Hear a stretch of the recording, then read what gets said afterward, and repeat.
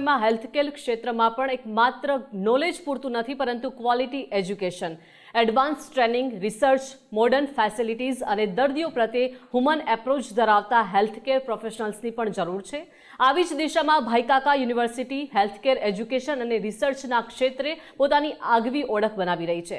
Doctor જ્યોતિ તિવારીજી, આપ જણાવશો કે કેવી રીતે ભાઈકાકા યુનિવર્સિટી વિદ્યાર્થીઓને માત્ર શૈક્ષણિક જ્ઞાન નહીં, પરંતુ પ્રેક્ટિકલ એક્સપિરિયન્સ, ક્લિનિકલ ટ્રેનિંગ અને સોશિયલ રિસ્પોન્સિબિલિટી સાથે ભવિષ્ય માટે તૈયાર કરી રહી છે. Thank you દીપિકાજી four your question.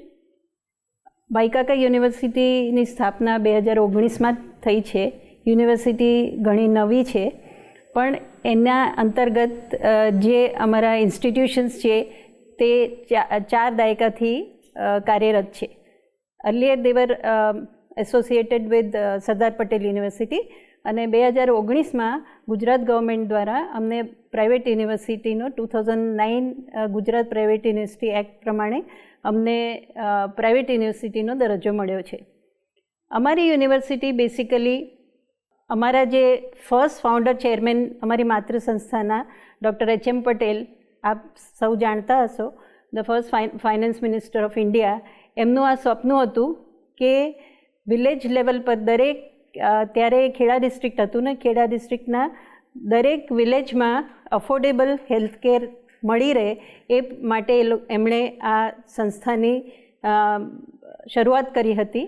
અને 130 બેડની હોસ્પિટલ સાથે ફર્સ્ટ નર્સિંગ કોલેજ અમારી 1980માં ચાલુ થઈ હતી. ત્યાર પછી 1987માં અમારી first medical college, grant-in-aid medical college ચાલુ થઈ. ત્યાર પછી અમુક વર્ષ પછી અમે એને પ્રાઇવેટ મેડિકલ કોલેજ તરીકે એની ફરીથી સ્થાપના કરી. અમારી પાસે નર્સિંગ કોલેજ છે, ફિઝિયોથેરાપી કોલેજ છે, પબ્લિક હેલ્થ છે, અને અત્યારે જે તમે જાણતા હશો નવી કાઉન્સિલ પ્રમાણે, NCHP પ્રમાણે અમારી પાસે BSc મેડિકલ ટેકનોલોજીના UG ને PG કોર્સીસ છે. સૌથી વધારે અમારા વિદ્યાર્થીઓને ફાયદો એ છે કે we have hour on 1000 bedded tertiary hospital, અમારી પોતાની હોસ્પિટલ છે. ત્યાં અમે એમને કોન્ટેક્સ્ચ્યુઅલ અને એક્સપિરિયન્શિયલ લર્નિંગ આપીએ છીએ. અમારી પાસે 150 એડોપ્ટેડ વિલેજીસ છે.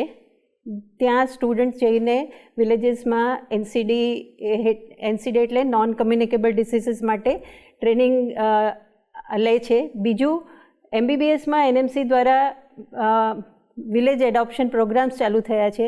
ત્યાં પણ અમારા વિદ્યાર્થીઓ જાય છે અને એમને હેન્ડ્સ ઓન એક્સપિરિયન્સ મળે છે. Main thing is we want to inculcate empathy in these healthcare professionals.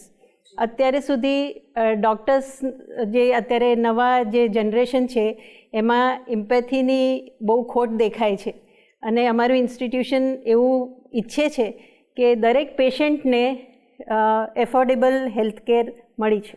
જ્યોતિજી, આપની પાસેથી જાણવું છે કે આજના હેલ્થકેર ક્ષેત્રમાં માત્ર ટેકનિકલ સ્કિલ્સ જ નહીં, પરંતુ દર્દીઓ જે છે તેના પ્રત્યે કેર, સોશિયલ રિસ્પોન્સિબિલિટીઝ પણ એટલી જ ઇમ્પોર્ટન્ટ છે. તો ભાઈકાકા યુનિવર્સિટી વિદ્યાર્થીઓમાં આ માનવતાવાદી અભિગમ વિકસાવવા માટે કયા ખાસ પ્રયાસો કરી રહી છે, એટલે કે developing a humanistic approach among students માટે આ કયા ખાસ પ્રયાસો થઈ રહ્યા છે? Thank you for your question.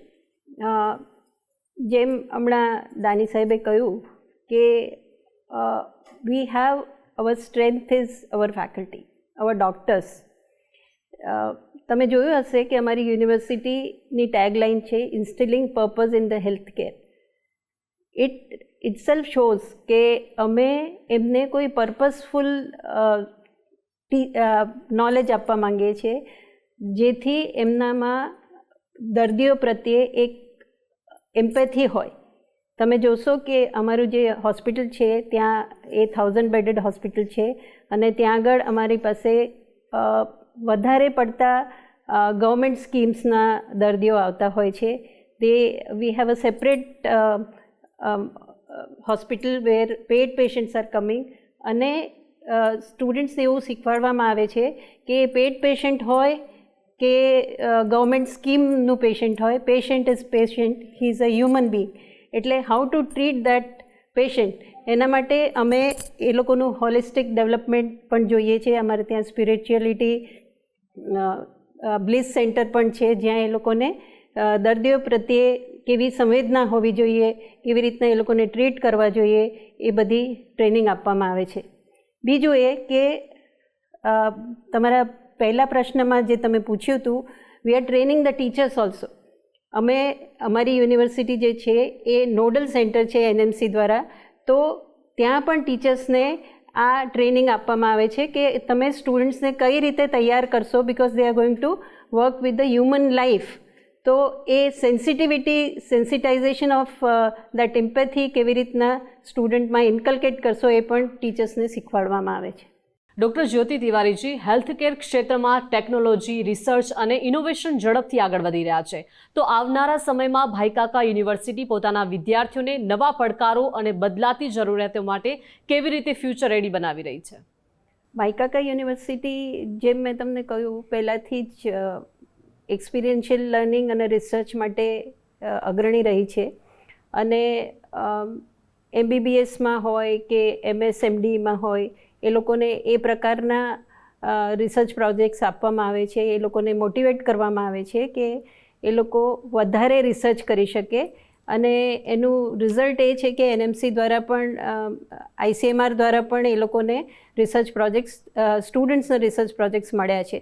તે જ રીતે ફિઝિયોથેરાપી, નર્સિંગ અને મેડિકલ ટેકનોલોજીમાં પણ સ્ટુડન્ટ્સને અમે સેકન્ડ યર કે થર્ડ યરથી જ રિસર્ચ મેથોડોલોજીનો પ્રોગ્રામ કોર્સ ઓફર કરીએ છીએ. અને ફાઇનલ યરમાં એ લોકોને ઇન્ટર્નશિપ સમયે પણ એ રીતના પ્રોજેક્ટ્સ આપવામાં આવે છે that leads to some publication. So એ લોકોનામાં સ્ટુડન્ટ્સને પહેલેથી જ તૈયાર કરવામાં આવે છે કે જ્યાં સુધી તમે રિસર્ચ નહીં કરો ત્યાં સુધી you cannot succeed in your career. જે લોકો ભવિષ્યમાં ટીચર્સ બનવા માંગે છે એ લોકો માટે પણ એ સારું હોય છે, અને જે રિયલી પ્રેક્ટિસ કરવા માંગે છે એમની માટે પણ આ રીતની જે પ્રોસેસ છે દેટ ઇઝ હેલ્પફુલ. જ્યોતિજી, આજે પણ ઘણા વિદ્યાર્થીઓ વિદેશમાં અભ્યાસ કરવાનું પસંદ કરે છે. એવી કઈ સુવિધાઓ અને તકો ગુજરાતમાં જ છે જે ગુજરાતની યુનિવર્સિટીઓ તેમને ઉપલબ્ધ કરાવી રહી છે? એકચ્યુઅલી ફોરેનમાં જઈને ભણવું એક હાઇપ થઈ ગયું છે. અને મને એવું લાગે છે કે ગુજરાતમાં દરેક પ્રકારની યુનિવર્સિટી છે જે સ્ટુડન્ટ્સની દરેક રિક્વાયરમેન્ટ ફૂલફિલ કરી શકે છે. પણ એક પેરેન્ટ્સનું પણ એટીટ્યૂડ બદલવાની જરૂર છે અને સ્ટુડન્ટ્સની બી એનું એટીટ્યૂડ બદલવાની જરૂર છે. બીજી વસ્તુ એ છે કે એ લોકોને એમ્પ્લોયમેન્ટની તક પણ આપણે આપવી જોઈએ, જેથી એ લોકો ફોરેન બાજુ ના દોરાઈ જાય. એ લોકોને એવું એમના મગજમાંથી બહાર કાઢવું પડશે કે તમે જો ઇન્ડિયામાં ભણશો, તમારું જે અમારું બુદ્ધિધન છે, જે ઇન્ડિયાને જરૂર છે, આપણે શું કામ ફોરેનમાં જઈને ભણીને ફોરેન કન્ટ્રીઝને આપણે હેલ્પ કરીએ. એ રીતની ભાવના આપણે જો સ્ટુડન્ટ્સમાં ઇન્કલ્કેટ કરીશું તો મને એવું લાગે છે કે ગુજરાતમાં પૂરતી તકો છે. હવે તો આટલી બધી યુનિવર્સિટીઝ થઈ ગઈ છે, આટલા બધા કોર્સીસ અવેલેબલ છે, અને મને લાગે છે એમ્પ્લોયમેન્ટની તકો પણ ઘણી બધી છે. હેલ્થ સેક્ટર હોય કે AI સેક્ટર હોય કે બીજા બધા એન્જિનિયરિંગના સેક્ટર્સ હોય, દરેક જગ્યાએ સ્ટુડન્ટ્સને સારી તક મળી રહે એવું મારું માનવું છે. જી બિલકુલ. જ્યોતિજી, છેલ્લે જે વિદ્યાર્થીઓ પોતાના કરિયર ગ્રોથ માટે યોગ્ય યુનિવર્સિટી પસંદ કરવા માંગે છે તેમને ભાઈકાકા યુનિવર્સિટી તરફથી આપ શું મેસેજ આપવા ઈચ્છશો? જે વિદ્યાર્થીઓને હેલ્થકેર સેક્ટરમાં પોતાનું કરિયર બનાવવું છે એના માટે ભાઈકાકા યુનિવર્સિટી, મારું માનવું એમ છે કે એક સારું સ્થળ છે. પણ અગેન હું સાકરચંદ યુનિવર્સિટીના રજિસ્ટ્રાર સાથે સંમત છું કે પેરેન્ટ્સ સુધી એક સંદેશ જવો જોઈએ કે જ્યારે 12મું કરીને વિદ્યાર્થી બહાર આવે છે એને પ્રેશરાઇઝ ના કરવું જોઈએ. એની શું ઈચ્છાઓ છે, એને શું ભણવું છે. તમે ડૉક્ટર છો તો તમારો દીકરો પણ ડૉક્ટર બને એવી માન્યતા ખોટી છે. સ્ટુડન્ટને જે ભણવું હોય એ ભણવા દેવું જોઈએ. એ ઇન્ટરેસ્ટથી આગળ વધશે અને એક સારો નાગરિક બનશે, એ મારું માનવું છે. અને ભાઈકાકા યુનિવર્સિટીની જો હું વાત કરું તો ભાઈકાકા યુનિવર્સિટીમાં બધા હેલ્થકેર પ્રોગ્રામ્સ છે, અને જો વિદ્યાર્થીને ઈચ્છા હોય તો અમારી યુનિવર્સિટીમાં MBBS, MD, MS, DM, BPT, MPT, medical ટેકનોલોજીમાં BSc, MSc, PhD અને પબ્લિક હેલ્થમાં MPH અને માસ્ટર્સ ઇન હેલ્થ એડમિનિસ્ટ્રેશન જેવા કોર્સીસ અમે ઓફર કરીએ છીએ. એની સાથે સાથે તમને આનંદ થશે કે અમે વિદ્યાર્થીઓને સ્કોલરશિપ પણ આપીએ છીએ. સ્કોલરશિપ આપવા માટે અમારી પાસે દાતા છે. ટાટા ટ્રસ્ટ અમને અમારા MBBSના સ્ટુડન્ટ્સને સ્કોલરશિપ આપે છે અને બજાજ ફાઉન્ડેશન અમારા BPT, MPT, નર્સિંગ અને ફિઝિયોથેરાપીના વિદ્યાર્થીઓને સ્કોલરશિપ આપે છે. અમારું કેમ્પસ એક ક્લોઝડ કેમ્પસ છે જ્યાં તમને બધી સુવિધાઓ મળે છે અને